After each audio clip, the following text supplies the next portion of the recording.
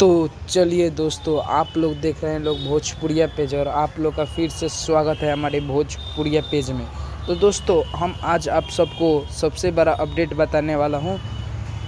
Update जानना है तो अगर हमारे चैनल में नए हैं तो चैनल को सब्सक्राइब कर लें, क्योंकि भोजपुरी इंडस्ट्री का हर खबर सबसे पहले आपको भोजपुरिया पेज में देखने को मिलेगा। तो दोस्तों, बात करें अपडेट का, तो दोस्तों अपडेट यही है कि हमारे रितेश पांडे का न्यू सॉन्ग का पोस्टर आ गया है, जिस सॉन्ग का नाम है दीदिया ना दी। तो दोस्तों, यह सॉन्ग बहुत ही बवाल, बहुत ही हाई लेवल का आने वाला है।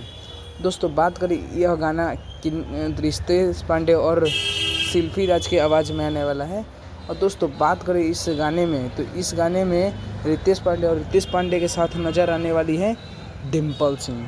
तो दोस्तों, हम बात करें इस गाने का राइटर, तो इस गाने का राइटर है हमारे कश्यप बाबा, जिन्हें आप अखिलेश नाम है, जिनका अखिलेश नाम है। दोस्तों, यह बात करें यह गाना किस चैनल से रिलीज होगा, तो दोस्तों यह गाना अनुपमा फिल्म चैनल से रिलीज होगा।